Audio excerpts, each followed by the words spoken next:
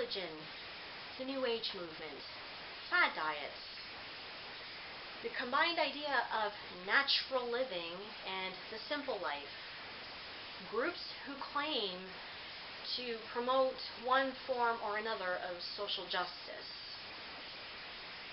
What do these ideologies have in common? A narrative, one which includes themes such as good versus evil, us versus them, pure versus impure, some version of an idealistic, idyllic Eden, and the idea that the world we live in now is bad, bad, bad.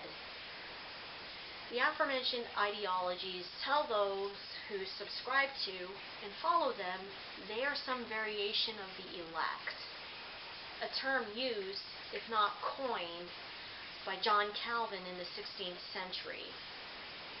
These shared narratives also have boogeymen for the Abrahamic faiths, Judaism, Christianity, and Islam. There's Satan, non-believers, and anyone whose lifestyles the hardliners don't agree with or approve of.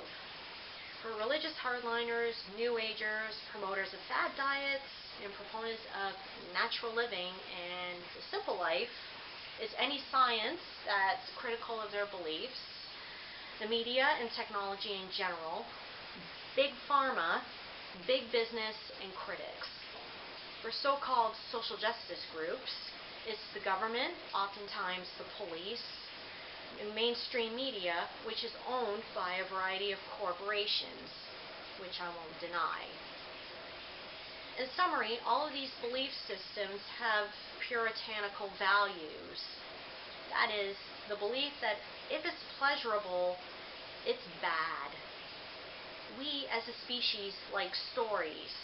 And that's part of the reason religion, the New Age movement, fad diets, groups that claim to be working for varying forms of social justice and calls to live naturally and simply appeal to people.